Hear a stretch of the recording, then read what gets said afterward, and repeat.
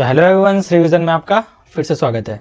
तो दोस्तों, आज हम बात करने वाले हैं छत्तीसगढ़ जिला सत्र न्यायालय बालोद के अंतर्गत वाहन चालक पर आई भर्ती के बारे में। तो इस वीडियो में जानेंगे आखिर वाहन चालक के कितने पदों पर भर्ती की जानी है, इसकी चयन प्रक्रिया क्या होगी, इसकी शैक्षणिक योग्यता क्या होगी तथा इसकी सैलरी से संबंधित सारी जानकारी इस वीडियो में हम आगे देखने वाले हैं। तो अगर आप वीडियो पर नए हैं तो पहले जाइए लाइक शेयर एंड सब्सक्राइब कर लीजिए, तभी इस प्रकार के वीडियोस की नोटिफिकेशन आपको मिल पाएंगी। तो बिना किसी देरी के बढ़ते हैं हमारे आज के वीडियो की ओर। हाँ तो दोस्तों, आप सामने ऑफिशियल पीडीएफ देख पा रहे होंगे जो कि प्रधान जिला सत्र न्यायाधीश बालोद जिला के अंतर्गत आया है और ये सीधी भर्ती हेतु विज्ञापन है। ठीक है, तो आवेदन प्रस्तुत करने की आपकी अंतिम तिथि की अगर मैं बात करूं तो 7 दिसंबर 2024 तक आप इसके लिए आवेदन कर सकते हैं। तो इस वीडियो के बाद आपको तुरंत जाना है, आपके डॉक्यूमेंट्स तैयार करने हैं और मैं आपको बता दूं कि ये जो आवेदन की प्रक्रिया है ये ऑफलाइन स्पीड पोस्ट के माध्यम से होनी है, जो कि आप बालोद जिला सत्र न्यायालय में स्पीड पोस्ट के द्वारा भेजेंगे। ठीक है, इसकी जो कॉपी है मैं आपको बता दूंगा कि आप कैसे इसको भर सकते हैं तथा इसकी कॉपी आपको कहाँ मिल पाएगी। इसको मैं अपने टेलीग्राम चैनल पे अपलोड कर दूंगा, आपको वहां पर जाके प्रिंट आउट निकाल के उसको भरना है और क्या क्या चीजें उसके साथ संलग्न करनी है इस वीडियो में मैं बताने वाला हूं। तो देखिए, 7 दिसंबर तक इसका लास्ट डेट है, तो आपको देरी नहीं करनी है, वो भी स्पीड पोस्ट के द्वारा आपको भेजना है और शाम 5 बजे तक लास्ट डेट है। अब देखिए, मैं आपको अगर बताऊं कि कितने पद होंगे, तो देखिए तो पदों के बारे में अगर मैं बात करूं तो टोटल 2 पोस्ट होंगे और इसमें भी आरक्षण का प्रावधान है, जिसके अंतर्गत ओबीसी के लिए 1 पोस्ट आरक्षित है और एक अनारक्षित पोस्ट है 1। तो इस प्रकार से टोटल हमारे पास होंगे 2 पोस्ट, जिसमें से 1 ओबीसी के लिए आरक्षित सीट होगा। ठीक है, अब आगे मैं देखूं कि यहाँ पर लिखा है कि पदों की संख्या क्या है, परिवर्तनीय है। मतलब अगर जो समिति चाहे तो इस पदों की संख्या में वृद्धि या कमी कर सकती है। ठीक है, अब आगे मैं बात करता हूं सीधा पॉइंट पे। अब मैं बात करता हूं वेतनमान की कि आपको सैलरी कितनी मिलने वाली है।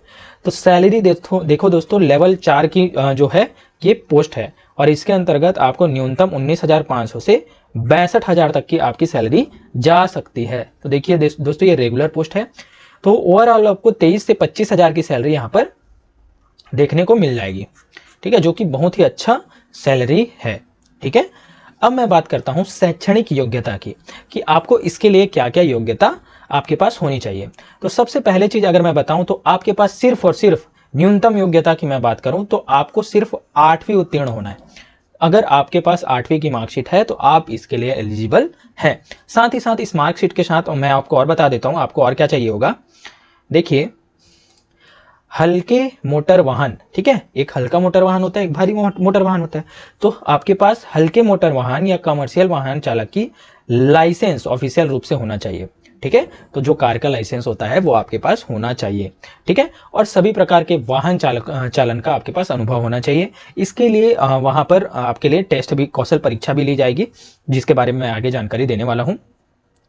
अनुभवी एवं वाहन मैकेनिकों को प्राथमिकता भी दी जाएगी। अगर आपके पास पहले से कोई एक्सपीरियंस है तो आप उसको आवेदन के साथ संलग्न करेंगे, जिसके द्वारा आपको उसमें प्राथमिकता भी दी जाएगी। ठीक है, अब आगे मैं बात करता हूं, इसको आप डिटेल से पढ़ लीजिएगा, मैं इसको अपने टेलीग्राम चैनल पे अपलोड कर दूंगा। अब बात करते हैं एज लिमिट की। ठीक है, तो इसमें न्यूनतम आयु सीमा है 18 वर्ष तथा अधिकतम आयु सीमा है 30 वर्ष। अब ये जो क्राइटेरिया है ये छत्तीसगढ़ से बाहर के जो अभ्यर्थी इसमें अप्लाई करेंगे उनके लिए है, लेकिन जो छत्तीसगढ़ के अभ्यर्थी होंगे उसके लिए अधिकतम आयु सीमा है 40 वर्ष। ठीक है, तो 40 वर्ष तक आपको क्या है, अधिकतम आयु सीमा यहाँ पर छत्तीसगढ़ के मूल निवासियों के लिए निर्धारित की गई है। तथा शासन द्वारा जो अन्य छूट भी दिए जाते हैं आयु से संबंधित, उसकी जानकारी आपको विस्तृत वेबसाइट में मिल जाएगी, वो भी इसमें छूट मिलेगा। लेकिन आपकी आयु सीमा अधिकतम 45 वर्ष से अधिक नहीं होनी चाहिए, इससे ज्यादा आपको छूट नहीं मिलने वाला।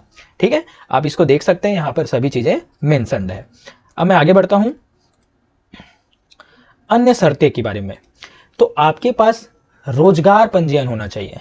ठीक है, तो क्या क्या दस्तावेज अगर आपके पास होने चाहिए ये बोलूं तो आपके पास एक तो रोजगार पंजीयन होना चाहिए, साथ ही साथ आपके पास आय प्रमाण पत्र होना चाहिए, दूसरा है जाति प्रमाण पत्र होना चाहिए, तीसरा है निवास प्रमाण पत्र होना चाहिए। ठीक है, और आपको 8वीं की मार्कशीट आपके पास होनी चाहिए। इन सभी चीजों को, दस्तावेजों को आपको पहले तैयार कर लेना है, उसके बाद आपको आवेदन के साथ संलग्न करके इसे स्पीड पोस्ट के द्वारा भेजना है। ठीक है, अब मैं आगे देखता हूं। देखिए ये सभी जो विशेष छूट वूट का प्रावधान है।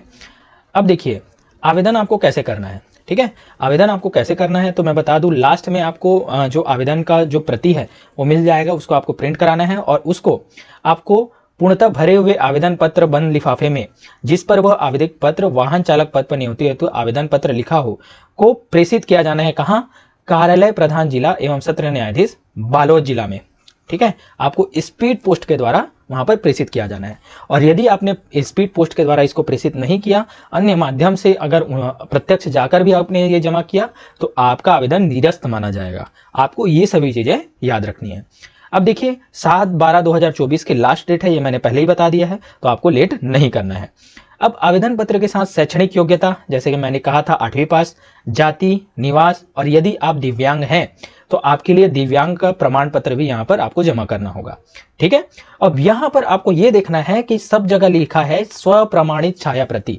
स्वप्रमाणित का मतलब होता है सेल्फ अटेस्टेड, मतलब आपको जब आप जो भी प्रति जमा करेंगे उसके नीचे आपको साइन, अपना हस्ताक्षर करना होगा। और यदि आप हस्ताक्षर नहीं करते हैं मतलब आपका आवेदन को निरस्त माना जाएगा। ठीक है, तो आपको ये गलती नहीं करना है, आपको सेल्फ अटेस्टेड करके ही देना है। इसमें ऑनलाइन के जैसे आपको फिर से त्रुटि सुधार का मौका नहीं मिलने वाला, आपका आवेदन सीधे निरस्त हो जाएगा। ठीक है, अब देखिए आगे बढ़ता हूं मैं। जन्म तिथि की सत्यता हेतु जन्म प्रमाण पत्र अथवा प्राथमिक या माध्यमिक परीक्षा उत्तीर्ण करने की अंक सूची, मतलब यदि आप 8वीं कक्षा का भी क्या है मार्कशीट अपलोड करते हैं तो वहां भी नीचे आपको सेल्फ अटेस्टेड करना होगा, जो कि जन्म प्रमाण पत्र का आधार होगा। ठीक है, अब आगे आप पढ़ सकते हैं जो भी अन्य जानकारी है। ठीक है, जो मेन है मैं उनको बता देता हूं। तो देखिए पंजीकृत डाक या स्पीड डाक पोस्ट के द्वारा भेजे गए आवेदन पत्रों के विलंब से प्राप्त होने या नहीं प्राप्त होने की जवाबदारी इस कार्यालय की नहीं होगी। मतलब आप अगर देर से स्पीड पोस्ट के द्वारा भेजते हैं तो अगर वहां पहुंचने में देरी होती है तो इसमें कार्यालय की कोई भी गलती नहीं है, ये इसकी पूरी जवाबदारी सिर्फ आपकी होगी। मतलब आपको देर नहीं करना है, जल्दी से जल्द इसको भर के तुरंत पोस्ट करना है। ठीक है, अब यहाँ पर ईमेल और फैक्स के द्वारा प्रेषित आवेदन पत्र स्वीकार नहीं किए जाएंगे। ठीक है, सिर्फ स्पीड पोस्ट के द्वारा यह आवेदन को स्वीकृत माना जाएगा। अब देखते हैं बिना हस्ताक्षर के प्राप्त आवेदन पत्र को निरस्त माना जाएगा। मैंने पहले ही बताया था, यदि आप स्व प्रमाण नहीं करते, मतलब सेल्फ अटेस्टेड नहीं करते, अर्थात उसमें साइन नहीं करते खुद का, तो इस आवेदन को निरस्त वहीं पर से मान लिया जाएगा। ठीक है, इसमें पूरी की पूरी जवाबदारी आपकी होगी, तो आपको ये सभी चीजें ध्यान में रखकर आवेदन करना है। ठीक है, अब आगे बढ़ता हूं मैं। ठीक है, अब देखिए लिखित परीक्षा के बारे में। अब एक चीज है, देखिए 2 पोस्ट है। ठीक है, अब इसमें ये रूल है कि यदि आवेदन जो पदों के 10 गुना अभ्यर्थी यदि आवेदन करते हैं, ठीक है, तो आगे की लिखित परीक्षा ली जाएगी। यदि आवेदन के 10 गुना लोग आवेदन नहीं करते, मतलब जैसे 2 का 10 गुना कितना होगा 20। ठीक है, यदि 20 से अधिक लोग अप्लाई करते हैं, ठीक है, इसको क्लियर करता हूं, तो 20 से अधिक लोग यदि अप्लाई करते हैं तो आपके लिए लिखित परीक्षा आयोजित की जाएगी। ठीक है, और यदि आवेदन 20 से कम प्राप्त होते हैं तो आपको कोई भी लिखित परीक्षा नहीं दिलाना होगा, आपके लिए सीधा कौशल परीक्षा ली जाएगी। ठीक है, तो ये आपका प्लस पॉइंट है। अब देखिए यदि आवेदन 20 से अधिक प्राप्त होते हैं तो देखिए समिति क्या है 30 प्रश्न के वस्तुनिष्ठ प्रश्न बनाएगी। ठीक है, और इसको आपको दिलाना होगा। अब ये वस्तुनिष्ठ प्रश्न वही जो वाहन चालन से संबंधित होंगे, जो कि 30 क्वेश्चन होंगे और 30 अंक के यहां पर क्वेश्चन होंगे, उस आधार पर आपकी मेरिट बनेगी। ठीक है, अब आगे बढ़ते हैं हम। अब लिखित परीक्षा में अगर आप उत्तीर्ण कर जाते हैं तो आपकी क्या है कौशल परीक्षा होगी 50 अंकों की। देखिए 50 अंकों की, जिसमें शारीरिक एवं बौद्धिक दक्षता एवं वाहन चालन से संबंध में परीक्षण लिया जाएगा, और ये प्रायोगिक परीक्षा होगी। ठीक है, मतलब आपको वहीं पर क्या दिखाना होगा, कार या वाहन चलाकर वहां पर अपना कौशल परीक्षा देना होगा। ठीक है, अब आगे बढ़ते हैं। वाहन चालक के पद पर चयन हेतु केवल कौशल परीक्षा में प्राप्त अंकों के आधार पर ही वर्ग माहवार मेरिट सूची तैयार करते हुए चयन सूची तैयार की जाएगी। मतलब यदि लिखित परीक्षा होती है तो लिखित परीक्षा केवल और केवल क्वालिफाइंग होगी, उसका नंबर नहीं जोड़ने वाला।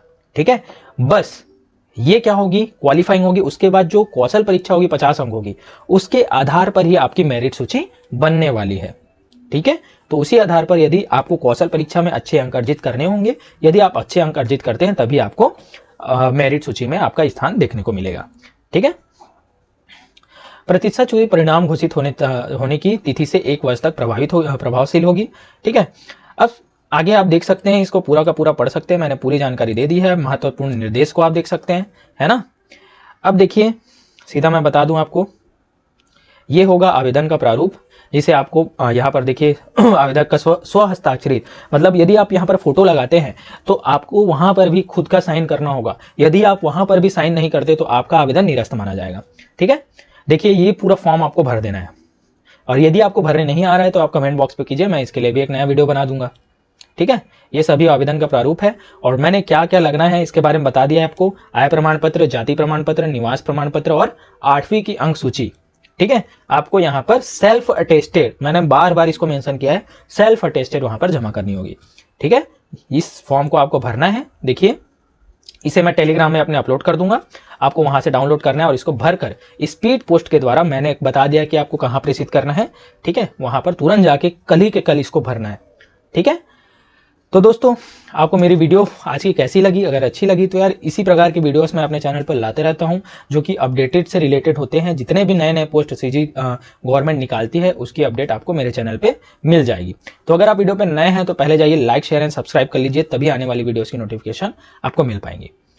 तो दोस्तों आज के मेरी वीडियो पर बने रहने के लिए धन्यवाद, मिलते हैं अपने नेक्स्ट वीडियो में।